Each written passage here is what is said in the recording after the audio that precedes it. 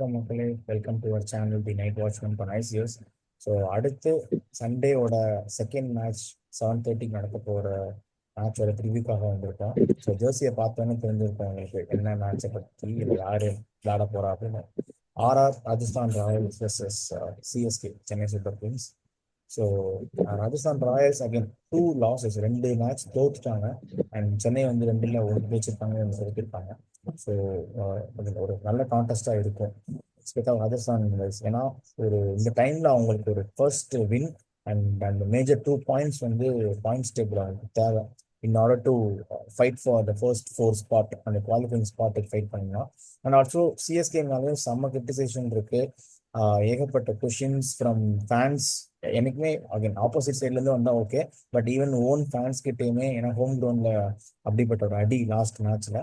So பல இடத்துல இருந்து பேக் லாஷஸ். ஈவன் தோனிக்கு நிறைய பேர் கேட்டிருந்தாங்க, ஏன் நீங்கள் முன்னாடி இறங்கல அப்படி இப்படின்னு. எக்ஸ்பர்ட்ஸ் நிறைய பேர் சகட்டு மேனிக்கு நீங்கள் கொஷின்ஸ் ஏகப்பட்ட இது.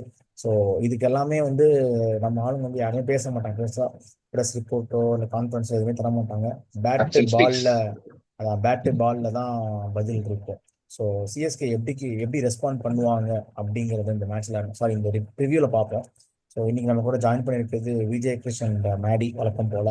ஸோ விஜய் நான் ஒன்ட்டு தான் ஆரம்பிக்கிறேன்டா, நீ சொல்லு. ஸோ சிஎஸ்கே பற்றி தான் நம்ம ரெகுலராக பேசிட்டு இருக்கோம். நான் ஒரு ஜஸ்ட் ஃபார் அ சேஞ்ச் நான் ராஜஸ்தான் கேட்குறேன். ஏன்னா நீ தான் சேட்டன் பாய்ஸோட கிளப் மெம்பர். ஸோ நல்லா உன்கிட்ட கேட்குறேன், ஏன் நீ ராஜஸ்தான் ராயல்ஸ் ஜெர்சி போடலையா? சிஎஸ்கே போட்டு வந்திருக்கேன். இருக்கு, இந்த சைடு போட்டுக்குவா, இந்த சைடு தொங்க போட்டுக்குவா, எடுத்துட்டு வருவா. வேணாம், பைத்தியம் போடுவோம். வேணாம், நீ இதை சொல்லு. ராஜஸ்தான் ராயல்ஸோட என்ன சொல்லு. 3வது மேட்ச் தோத்துட்டே இருக்காங்க, என்ன பண்ணணும்? சிம்பிளா சொல்லு பாப்போம். இல்ல, நாளைக்கும் தோத்துட்டு சேட்டன் வந்ததுக்கு அப்புறம், சேட்டன் கேப்டன் ஆனதுக்கு அப்புறம் ஜெயிச்சா ஓகே. ஏன்னா நம்மளுக்கு நாளைக்கு 2 பாயிண்ட் வேணும். அதனால நாளைக்கு அவங்க தோத்துட்டு சஞ்சு சாம்சன் கேப்டன் ஆனா ஓகே. பட் என்ன சொல்றதுன்னா, அவங்க ஒரு மாதிரி க்ளூவே இல்லாம ஆடிட்டு இருக்காங்களோ அப்படின்ற மாதிரி தோணுது. ராஜஸ்தான் ராயல்ஸ் அவங்களுக்கு வந்துட்டு அவங்க இருக்கிற ரிசோர்ஸை எப்படி, இப்போ எல்எஸ்ஜி டிசி எல்லாம் வந்துட்டு அவங்களுக்கு இருக்கிற ரிசோர்ஸை கரெக்டாக எப்படி யூஸ் பண்றாங்களோ அதை இவங்க கரெக்டாக யூஸ் பண்ண மாட்டேங்கிறாங்கன்னு தோணுது. நான் இன்னொன்று சொன்னேன், ஆர்ச்சரை வந்துட்டு ஒன்று நியூ பாலை கொடுத்து ஃபர்ஸ்டே முடிச்சு விட்டுருங்க, இல்லைன்னா அவனை யூஸ் பண்ணாம வேற யாராவது யூஸ் பண்ணுங்க. அதுதான் ஒரே ஆப்ஷன். நீங்க ஆர்ச்சரை திரும்ப திரும்ப யூஸ் பண்ணிட்டு இருந்தீங்கன்னா கண்டிப்பா வாடி தான் வாங்க போறான். பிளஸ் ராஜஸ்தான் வந்துட்டு நிதிஷ் ராணாவை 1 டவுன்ல தான் ஆடணும். அந்த சேஞ்சை இப்பயாவது அவங்க பண்ணியே ஆகணும், இல்லைன்னா அவங்களுக்கு ஒரு ஹியூஜ் கன்சர்ன் அது. நிதிஷ் ராணா 1 டவுன்ல ஆடணும். பிளஸ் ரியான் பராக் எப்பயும் போல இன்னட் 4ல ஆடணும். துருவ் ஜுரல் அடுத்து வரணும். அப்படி ஆடினாலே அவங்க இன்னும் 2 மேட்ச்ல அட்லீஸ்ட் ஒன்னா ஜெயிச்சிருப்பாங்க. சரி, போன மேட்ச் கூட ஜெயிச்சிருக்க வாய்ப்பு இருக்கு. அதான் ஓகே. இது வந்து 11 வைஸ் சொல்லிட்டேன். ஸ்ட்ராட்டஜி வைஸ் ஏதாவது சேஞ்சஸ் எதிர்பார்க்குறியா? ஸ்ட்ராட்டஜி வைஸ் வந்துட்டு அந்த அந்த கிரவுண்டு கவுகாத்தி நம்ம பார்க்கும்போது ஒரு மாதிரி ஸ்பின் ட்ராக்காக தான் இருந்துச்சு. அவங்க கிட்ட ஸ்லோவா தான் இருக்கு. பட் எனக்கு என்னமோ அது அவங்க அடிச்ச அளவுக்கு 150 ஸ்லோ அளவு கிடையாது. ஒரு 175 to 180 அடிக்கிற இதுதான். அவங்க கிட்ட வந்துட்டு தீக்ஷனா வந்துட்டு ஒரு கண்டெயின் பண்ற ஸ்பின்னர் தான், விக்கெட் டேக்கிங் ஸ்பின்னர் கிடையாது. ஹசரங்கா விக்கெட் எடுப்பாரு, 2 விக்கெட்டு பிளஸ். ஆனா ஒரு 45 ரன்ஸ் போயிடும் எப்படி இருந்தாலும் கொடுத்து வர. ஒரு ஷார்ட் பால் அடிக்கடி போடுவாரு ஹசரங்கா. ஒரு 4 பால்ல ஒரு 2 பால் ஷார்ட் பால் விழுந்துடும். அந்த மாதிரிலாம் நீ சிவம் துபே கொடுத்தன்னா தூக்கி வெளியதான் அடிப்பான். சின்ன கிரவுண்டு, முக்கியமான ஒண்ணு சின்ன கிரவுண்டு, அது ஒரு முக்கியமான விஷயம்.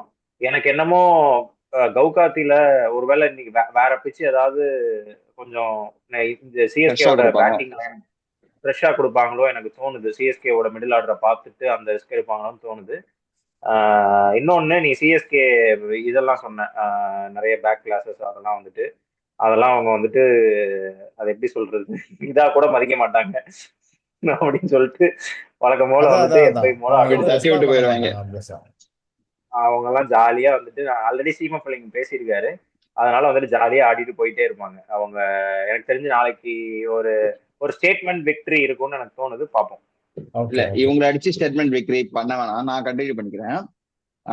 About CSK, CSK is always come, என்ன சொல்றது, அவங்களோட செட்பேக்கோட அவங்க கம்பேக் தான் வந்து எல்லாருக்கும் ஞாபகம் இருக்கும். ஸ்டார்டிங் 2018 ஆகட்டும், 2010 ஆகட்டும். இந்த காரணம் வந்து இந்த பேஸ்ட் அண்ட் கம்ப்ளீட்லி இது நடந்தது காரணம் வந்து இந்த டிக்கெட் ஸ்கேமு, அந்த கிரௌடோட அந்த கிரிக்கெட் நாலேஜ் இல்லாததான் பயங்கரமா நிறைய போச்சு. மோர் தென் அந்த தோத்ததை விட. அது ஒரு காரணம். அண்ட் தென் சிஎஸ்கேல கொஞ்சம் அந்த மிடில் ஆர்டர் வந்து ஸ்ட்ராங்கா இல்லைன்றது ஒரு முக்கியமான காரணம். அந்த ஓப்பனிங் செட் ஆகுதுன்னா எப்பவுமே சிஎஸ்கேக்கு வந்து செட் ஆகாது. அது வந்து வம்சாவளியா நமக்கு எப்போ ஓப்பனிங் நல்லா ஆடுறாங்களோ அப்பெல்லாம் கப்படிப்பாங்க. 2023 பார்த்தோன்னா உனக்கு Conway, Ruturaj.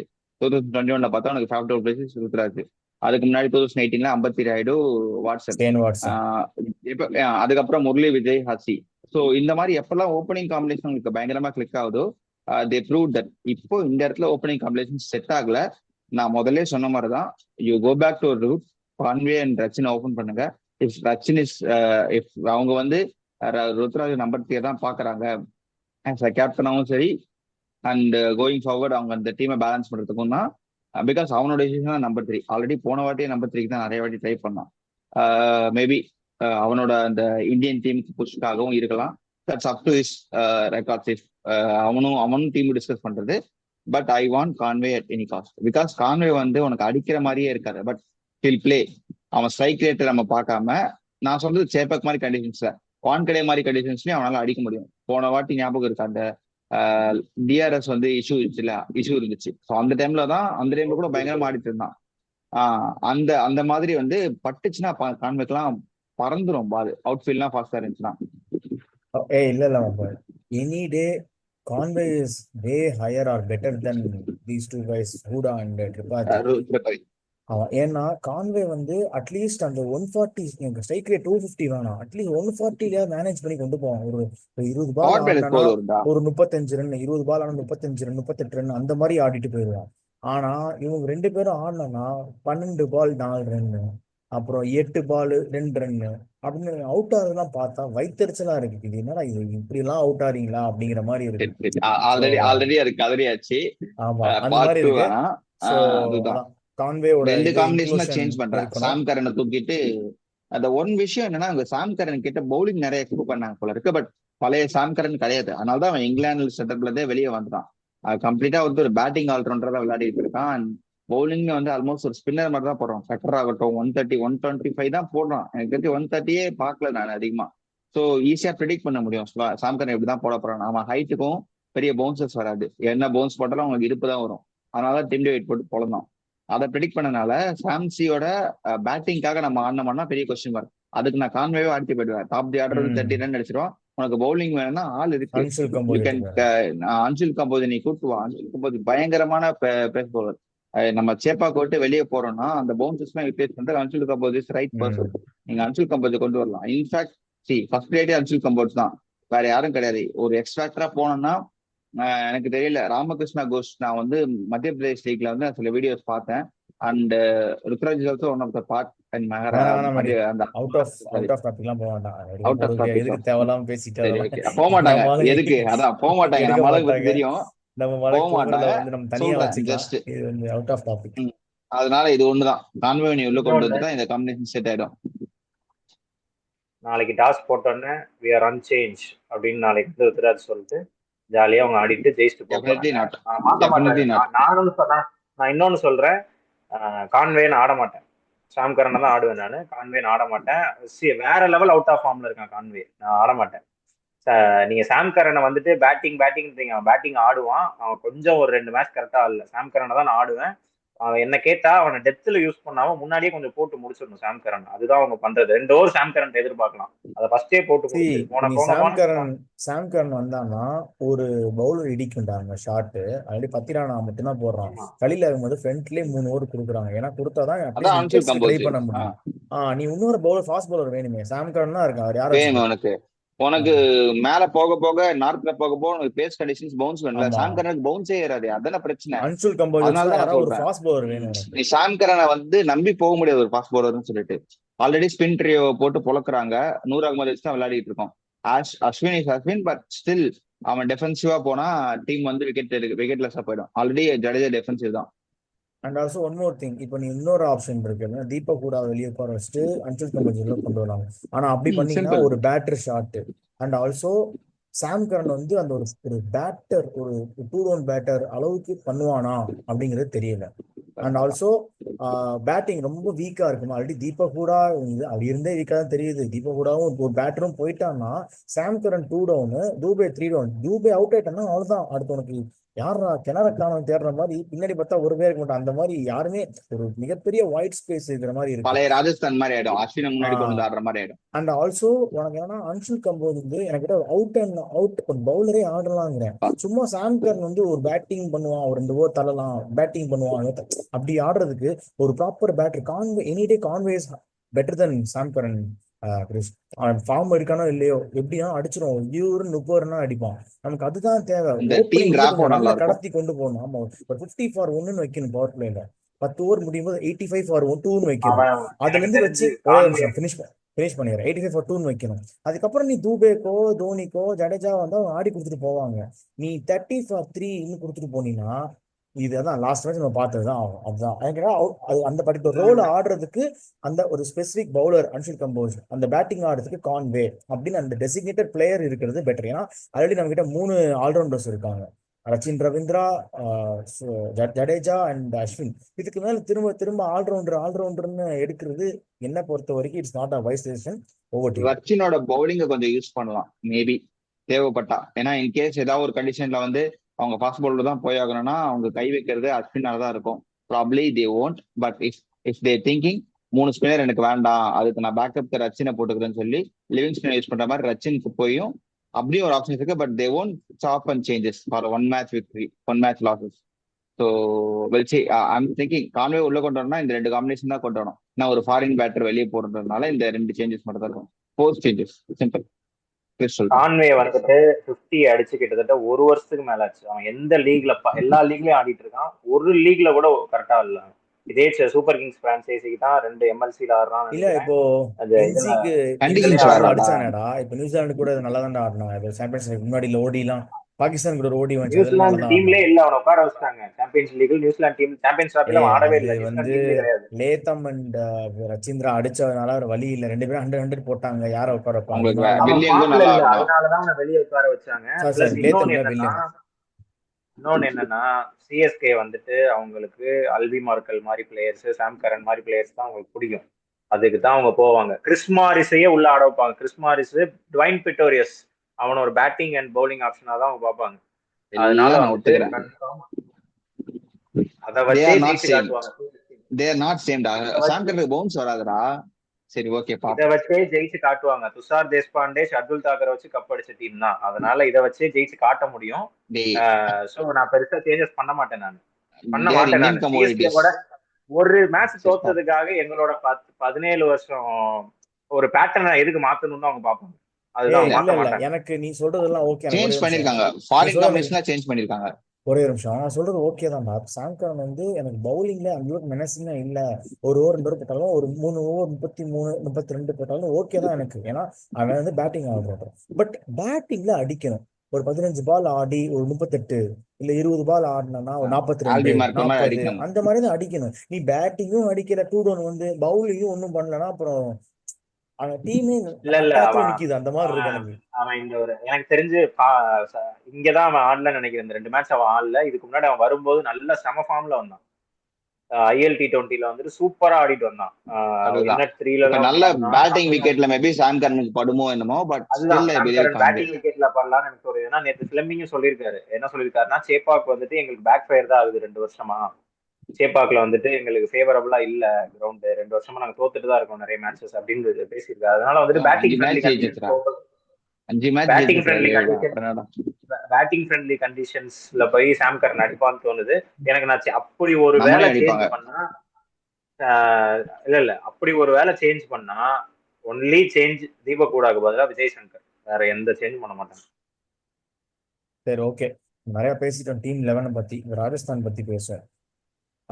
So Rajasthan team 11 Maddy உனக்கு எதுவும் பாயிண்ட்ஸ் இருக்காடா strategy wise?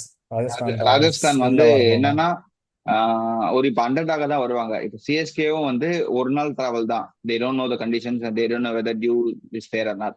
But Rajasthan knows the conditions. 2 மேட்சும் எப்படி தோத்துருக்குன்னு அனலைஸ் பண்ணிட்டு தில் கம் பேக் ஸ்ட்ராங்கர் அண்ட் கண்டிப்பா வந்து ஃபைட் பண்ணுவாங்க. க்ளோஸ் கேமா தான் போகும்னு வச்சுக்கோங்க. இப்ப சிஎஸ்கே என்னதான் தோத்தாலுமே அவங்க அந்த டிராவல் ஃபெட்டிக் இருக்கும், கொஞ்சம் தான் இருக்கும். அவங்க கண்டிஷன் அக்செப்ட் பண்ணவே முடியாது. இப்போ இவன் ஸ்டீவன் ஃபிமிக் சொன்ன மாதிரி ஹோம் கேம்ல இவ்வளவு நாள் இருந்து அக்செப்ட் பண்ண முடியுன்றப்போ அவே கேம்ஸ்ல எப்படி இருக்கும்னு தெரியல இல்ல. ஏன்னா இப்போ Dhoni is not leading the wicket, it's completely on Ruturaj call. So அத மேபி தப்பா ரீட் பண்ணிட்டா மிஸ்டேக் ஆகும். சரி, ஓகே. அதுக்கு முன்னாடி ஓகே, எனக்கு அதுக்கு முன்னாடி ஒரு இது இருக்கு. யாராவது லாஸ்ட் இந்த ப்ரெஸ் கான்ஃபரன்ஸ் பாத்தீங்கன்னு தெரியல, மேட்ச் முடிச்சுட்டு போஸ்ட் பிரசன்டேஷன் ருத்ராஜ் ஒன்று சொல்லியிருப்பாப்ல. என்னன்னா 50 ரன் தான் தோப்பாங்க. எனக்கு என்னன்னா நல்ல வேலை சொல்லக்கூடாது அப்படி. நல்ல வேலைங்க, எனக்கு 50 ரன்ல தாங்க, இதை நான் ஃபினிஷ் பண்ணிடுறேன். நல்ல வேலைங்க 50 ரன்ல தாங்க தோத்தேன், பெரிய மார்ஜின்லாம் இல்லைங்க. 50 ரன்னோட மார்ஜின் எவ்வளவு தெரியுமா? மைனஸ்ல இருக்கு எங்கேயோ. -2.5. இதை விட பெரிய மார்ஜினா நீங்க எப்படி எதிர்பார்க்கறீங்க? 120 ரன்ல தோக்குறது, இல்ல 18 ஓவர் மிச்சருக்கு தோக்குறதா? இல்ல இது வந்து எப்படி சொல்றது, பட் ஓகே, ஒரு இதை தோக்குறாங்க ஜெயிக்கிறாங்க நம்ம, அதனால எனக்கு பிரச்சனையே இல்லை. இது 14 மேட்ச், யாரும் 14க்கு அடிக்க போட கிடையாது. 8 அடிக்கு 8 தான் அடிப்பாங்க. பட் ஆனா அந்த ஒரு இன்டென்ட்டே இல்லாம ஆடுறதுனாலதான் ஃபேன்ஸோட இவ்வளவு ஒரு இதுவுமே. நம்ம பண்ற மிஸ்டேக் என்ன தெரியுமா? நான் சாரி டு இன்டரப்ட். நம்ம பண்ற மிஸ்டேக் வந்து what ever Ruturaj is doing we are comparing with MS Dhoni. So அந்த ஷூ வந்து ரொம்ப பெருசு. அந்த லெகசி நம்ம வந்துட்டு இது வந்து ருத்ராஜ் ஒரு டீம், இது ருத்ராஜ் வந்து ஒரு மகாராஷ்டிரா லீக் கேப்டன் பண்ணா எப்படி இருக்கும், இந்தியன் டொமஸ்டிக் டீம் எப்படி கேப்டன் பண்ணா இருக்கும். He's part of the captain leadership group from the BCCI itself. ஏன்னா அப்படிலாம் பண்ணியிருக்கான். So let him swim and let him learn the swimming. நம்ம வந்து ஒவ்வொரு வாட்டிக்கும் தோனி வந்து கம்பேக் ஸ்ட்ராங்கர் கொடுப்பான் அன்பி. தோனி இஸ் தோனி. தோனி வந்து ஒரு சச்சின் கங்குலி மாதிரி இருந்த டீமையே வந்து கேப்டன்ஷிப் பண்ணியிருக்கான். அந்த மாதிரி பெரிய லெஜெண்ட்ஸை கேப்டன்ஷிப் பண்ணியிருக்கான். We should not compare, it's very harsh on him. Still he is very young, 26 தான் ஆகுது. Is yet to finalize his place in spot. So நம்ம கம்பேர் பண்ணாம நம்ம அந்த என்ன சொல்றது, அந்த டீமை பேக் பண்ணா மட்டும் போதும். இன்ஸ்டெட் ஆஃப் சம் என்ன இண்டிவிஜுவலா பேட்ச் பண்றது போல. பட் ஹில் லேர்ன், அந்த இந்த மிஸ்டேக் எல்லாம் லேர்ன் பண்ணிப்பா நான் சொல்றேன். அப்பதான் பட் ஹில் லேர்ன். இல்ல அது ஓகே தான் Maddy. Again he is a very young captain, எல்லாமே ஓகே, அது அதுன்னு சொல்லல. But again we have to criticize at a point where it has to be. ஏன்னா நம்ம ரியான் பராக வந்து ப்ரூட்டலா நம்ம வந்து ரோஸ்ட் பண்ணோம், அந்த ஷார்ட்ஸ் எல்லாமே பண்ணோம். ஏன்னா ஒரு மாதிரி என்ன ஒரு அக்கௌண்டபிலிட்டி எடுக்காம பண்ணோம். அதே மாதிரி இந்த பர்டிகுலர் ஸ்டேட்மெண்ட் வந்து கொடுத்துருக்க தேவையில்ல. Because it's not that. இது 50 ரன்னுங்கிறது பெரிய மார்ஜின். இது வந்து சும்மா பூசி முழுகிற மாதிரி இருக்கு, சும்மா ஒண்ணும் இல்ல. அப்ப நம்ம வந்து அப்புறமா இதான் நினைக்கிறேன். அதான் இப்ப எங்க இது இருக்கோ நம்ம சைட்ல இருந்து நம்ம ஒரு கிரிட்டிக்கா வந்து யாரு பண்ணாலும் நம்ம சொல்லிதான் ஆகும். அதுக்காக நான் சொல்றேன், இது வந்து it's not an good thing. தப்புதான்டா, நம்ம கம்பேர் பண்றது டக்குன்னு அது மைண்ட்ல போயிடும்ல. இந்த மாதிரி சேப்பாக்ல இருந்தது கிடையாது, சிஎஸ்கே யாரும் சொன்னது கிடையாதுன்ற மைண்ட் செட் போகும்ல. சோ அதுக்காக சொல்றேன். சரி, ஓகே. ஸோ இப்போ அடுத்து நம்ம இதுக்கு போயிடலாம், ப்ரெடிக்ஷன் போயிடலாம். நாடி தான் ஸ்டார்ட் பண்றேன், சொல்லு. எனக்கு என்ன, I'll go for 51 CSK, 49 RR because of Tushar Deshpande and Tikshna. They knows the trick of CSK. சரி, ஓகே. 51 CSK அந்த மாதிரி. 49 RR. ஓகே, உனக்கு 70-30 RMB. தெரியும், நீ கேட்கவே வேணாம். நான் வந்துட்டு இன்னொன்னு சொல்றேன். எல்லாரும் வந்துட்டு சிஎஸ்கே வந்துட்டு என்ன அப்படி பண்ணுங்க இப்படி பண்ணுங்க, டேய் எங்களுக்கு பண்ண தெரியும்டா, பேசாம இருங்கடா, அதுதான் சிஎஸ்கே. சரியா? நீ என்ன வேணா ஒரு மேட்ச் தான்டா தோத்துருக்கோம், இதுக்கடா இவ்வளவு பேசுறீங்க? அப்படி அதுதான் அவ்வளவு ஆதங்கம் கொட்டி வச்சிருந்தானுங்க ஒரு வருஷமா, மொத்தமா கக்கிட்டாங்க ஒரே மேட்ச்ல.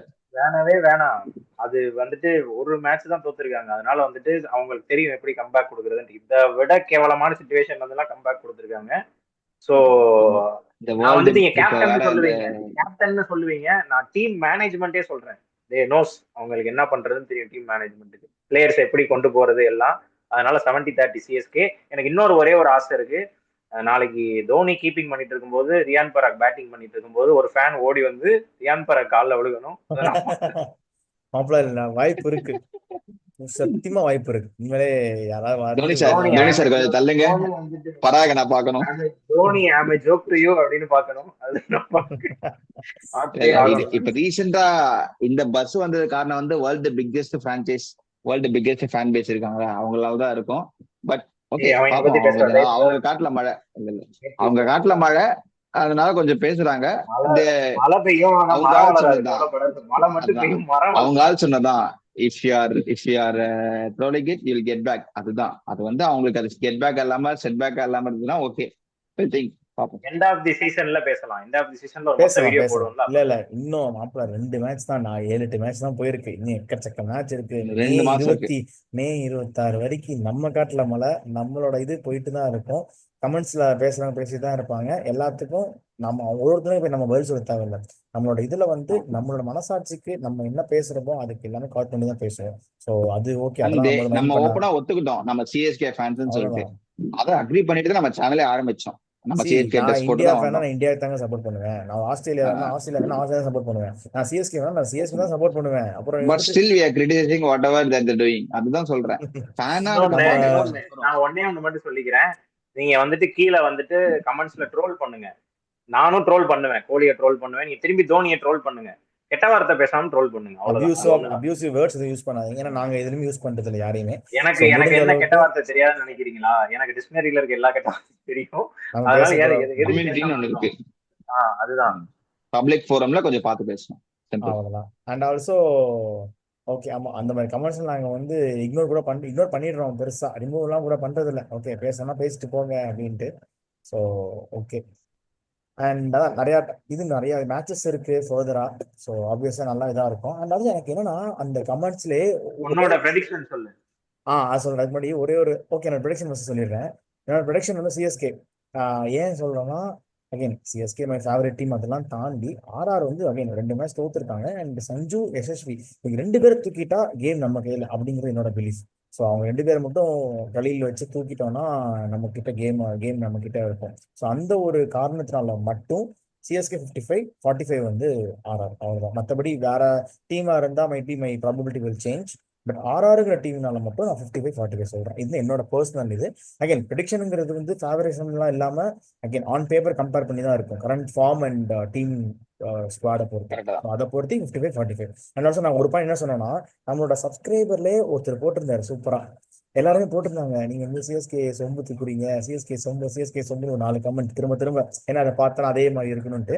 அப்புறம் ஆர்சிபி ஜெயிச்சிட்டா பாத்தீங்கன்னா நாங்க தாண்டா அப்படின்ட்டு. அதை ஒருத்தர் சப்ஸ்கிரைபர் சூப்பரா கமெண்ட் பண்ணிருந்தாரு. என்னன்னா, டேய் அவங்க சிஎஸ்கே டீம் சேனல் வச்சிருக்காங்கடா, சிஎஸ்கே சப்போர்ட்டர்ஸ் தான். அப்ப சிஎஸ்கே ஜெயிக்கணும், சிஎஸ்கே தான் பேசுவாங்க.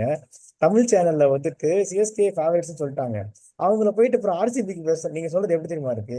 அஸ்வின் சேனல்ல போய் அஸ்வின் கிட்டே போய் நீங்க வந்து எங்களுக்காக ஆடாதீங்க, ஆர்சிபிக்காக ஆடுங்கன்னு சொல்ற மாதிரி இருக்கு அப்படின்னு சூப்பரா போட்டு ஆடுங்கல்ல. அஸ்வின் வந்துட்டு ஆஸ்திரேலியாவுக்கு சப்போர்ட் பண்ணுங்க அப்படின்னு அந்த மாதிரி இருக்கு. நம்ம எந்த டீம் சப்போர்ட் பண்றோமோ அதுக்கு நம்ம பேசுவோம்.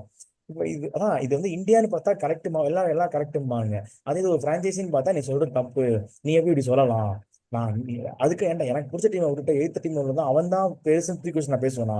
இது எப்படின்னா இந்தியா சச்சின் நீ வேஸ்ட், ரிக்கி பாண்டிங் தான் பெஸ்ட்னு சொல்லி பேசுற மாதிரி இருக்கு. சரி ஓகே, பேசுறேன் பேசித்தான். இல்ல இண்டிவிஜுவல்ல கூட பேசிக்கலாம்னு வச்சுக்கோ. நான் டீமா சொல்றேன், இண்டிவிஜுவல்ல கூட நான் இன்னொன்னு சொல்றேன். அப்படி தாண்டா இல்ல இது அப்படி தாண்டா பேசுறேன். என்ன பண்ணுவேன் எங்க சேனல் அப்படித்தான் பேசுவேன். என்ன பண்ணுவேன் கோபி பேசுவானே அந்த மாதிரி. அதேதான். ஆமா, நமக்கு உனக்கு ஒண்ணு பிடிச்சிருக்கா, நீ அதை பண்ணு, நீ அதை பேசு. எல்லாத்துக்கும் தனிப்பட்ட உரிமை இருக்கு. சோ இத மீறி பேசுங்க, அவ்வளவுதான். முடிஞ்சா உங்களுக்கு வேணும்னா நாங்க வேணா 3 சொம்பு எடுத்து மேல வச்சுக்கிறோம் சிஎஸ்கே எழுதி.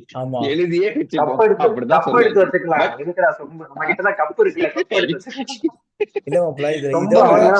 இன்னும் சில பேர் நம்ம பாயிண்ட்ஸ் சொல்றோம். இன்னும் சில சப்ஸ்கிரைபர்ஸ் வந்து serious discussion to be part of அப்படின்னா உங்க கான்டாக்ட் டீடைல்ஸ் ஷேர் பண்ணுங்க.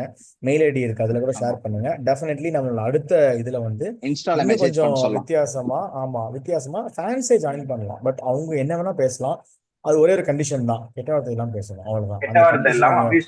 அபியூசிவ் ட்ரோல் பண்ணுங்க, இன்னும் இன்டராக்டிவா இருக்கும், எல்லாமே பேசலாம். லாஸ்ட் டைம் கார்த்தி வந்திருந்தா செம்ம ஜாலியான ஒரு இன்டராக்ஷன்ஸா இருந்தது. அண்ட் அதோட இன்சைட்ஸ் பார்த்தா நமக்கே தெரிஞ்சுக்கோம், நிறைய வியூஸ் எல்லாமே சூப்பரா இருந்தது, எல்லாமே ஓகே. பட் நீங்க ஓகேனா we are open for discussion. ஒரே ஒரு இது எங்களோட கண்டிஷன், இன்ஸ்டாகிராம் லிங்க் போட்டு அங்க மெசேஜ் பண்ணுங்க, அதுல மெசேஜ் பண்ணுங்க. இல்லனா அந்த கமெண்ட்ஸ்லயே கூட உங்களோட கான்டாக்ட் ஷேர் பண்ணுங்க. Definitely we will get in touch. So அதான் சொல்ல வரேன். அண்ட் நாளைக்கு பார்ப்போம். நாளைக்கு மேட்ச் வந்து 2 டீமுக்குமே முக்கியமான மேட்ச். ஸோ யாரு புல் ஆஃப் பண்ணி அந்த சிஎஸ்கே 4 பாயிண்ட் எடுத்து அடுத்த கட்டத்துக்கு போறாங்களா, இல்ல ஆர்ஆர் வந்து அவங்களோட அக்கௌண்ட்டை ஓபன் பண்ணி ஸோ நாங்களும் இந்த ரேஸ்ல இருக்கோங்கிறத காட்ட போறாங்களாங்கிறத கதை நாளைக்கு தெரியும். நைட்டு நாளைக்கு 2 மேட்சோட ப்ரிவ்யூ மெயின்லி சிஎஸ்கே மேட்சை கவர் பண்ணி தான் இருக்கும். இப்பவே சொல்லிட்டேங்க. அப்புறம் ஏன் நீங்க வந்து எஸ்ஆர்ஹெச் மேட்சை பத்தி பேசுறதுன்னு கேட்காதீங்க. மெயினா பேசுவோம், கண்டிப்பா பேசுவோம். கண்டிப்பா பேசுவோம். 75% நைட் மேட்ச், 25% டே மேட்ச் ஒரே வீடியோவா இருக்கும். இதுதான் நான் சொல்றேன். ஸோ அன்டில் அண்ட் தென் நாளைக்கு சந்திப்போம் ரிவ்யூவோட. So we are all signing off. Already very late night ஆயிடுச்சு. So we are all signing off. Thank you. By.